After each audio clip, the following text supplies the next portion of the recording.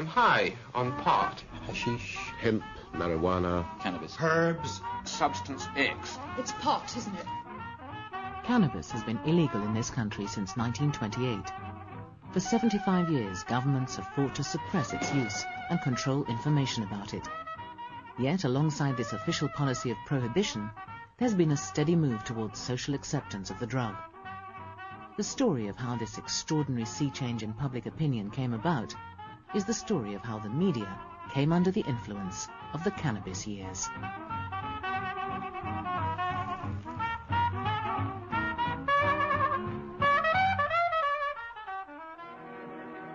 Reefer Madness was an early American propaganda film that deliberately set out to demonize marijuana, a drug which up until then had been considered relatively harmless. Using education as its battle cry, it made sensationalist claims about what befell those who smoked it. Here is an example. A 16-year-old lad apprehended in the act of staging a holdup. 16 years old and a marijuana addict. Here is a most tragic case. Yes, I remember. Just a young boy. Under the influence of the drug, he killed his entire family with an axe.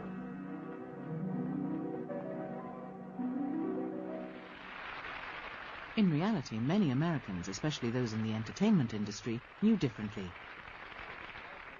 It was through them that more relaxed information about the drug began to filter out. Well, ladies and gentlemen, I'm very proud to introduce somebody tonight. I want you to come on back to the bar because this is somebody very special. He's the one and only Chico Marx. How we got our names is a very interesting thing. When we were kids in school, we used to wear a little bag that was around the neck, was called a grouch bag. In this bag, we would keep our pennies, our marbles, piece of candy, little marijuana, whatever we could pick up. Well, we were studying to be musicians.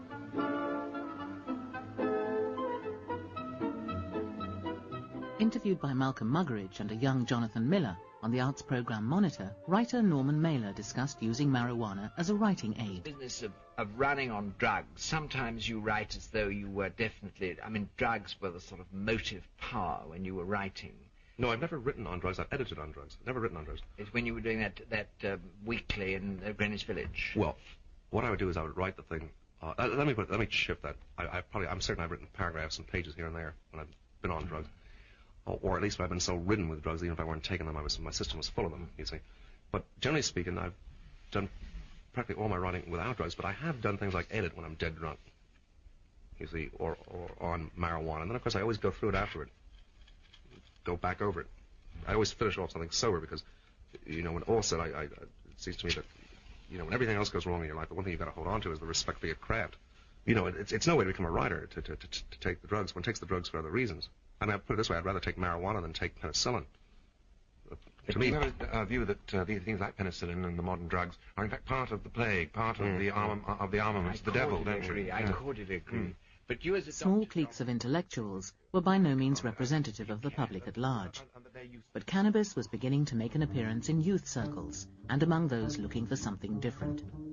It was almost the first really serious countercultural illegal substance that people discovered in the years after the Second World War. It grew in popularity through the 50s. You had the beginnings of a kind of folk club scene, you had sort of coffee bars and all these kinds of adolescent, teenage youth culture when you began to get the beginnings of more of a sort of music culture in this country, jazz in particular.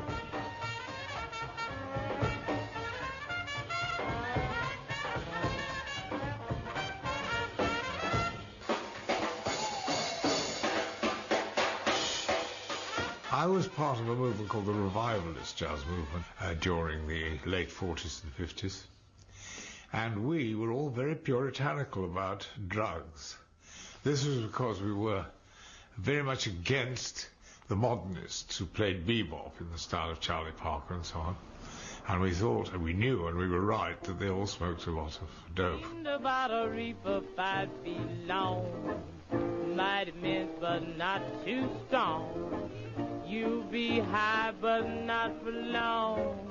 If you a viper, The funny thing was, there we were playing all these old tunes from the 20s, King Oliver, Jelly Roll Morton, Louis Armstrong song, and wagging our fingers at how naughty it was to smoke dope. And in fact, the early jazz people smoked it a lot. The great blues singer Bessie Smith did. And when her niece was being interviewed by a man called Albertson, who wrote a book about Bessie, he said to the niece, tell me, did Bessie smoke shit? And the niece said, oh no, just regular reefers. You know, there was sort of misunderstanding. At the end of the 50s, cannabis was still mainly to be found in the jazz joints and bohemian backstreets of London. But outside the capital, pockets of bohemianism were emerging in big dock cities like Liverpool and Bristol. It was through these that the traffic of the world flowed. How does it get here, to Bristol? Through the ports, such as the Pool of London, Bristol and Liverpool and so on, and then it's distributed throughout the country. And who circulates it then? Well, I think there's a large number of people, mainly coloured men, and a few white people that are mixed up in this. Clubs like this catered for a new immigrant population and were places where black and white cultures mixed freely. I guess it can't be denied that a lot of white people became introduced to weed through black culture. I don't think anyone could deny that. But it wasn't forced on anybody. You know, we didn't come and stick joints in your face. You came and took the shit. As the 50s became the 60s, cannabis moved on from the haunts of beatniks and sailors and into the living rooms of the middle classes.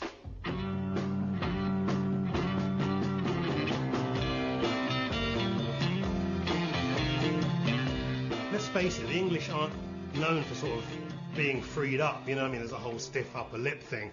And I think, along with the influx of different cultures, music, and copious amounts of weed, the English have definitely got a lot looser. This programme was made by director John Borman for the new BBC Two channel.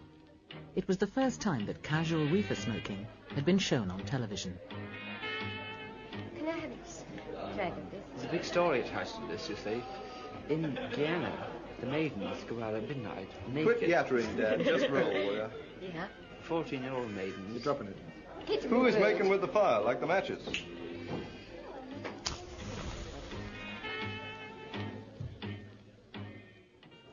In 1966, news cameras filmed a group of publicans being shown various forms of cannabis and smoking paraphernalia by the local police. Most of them clearly had never seen or smelt the drug before.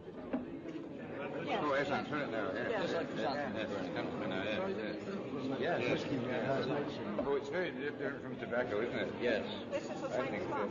Even the effects needed explaining. Well, it makes them high. This is the expression that's usually used. It makes them feel very good, forget all their cares and worries, and sends them up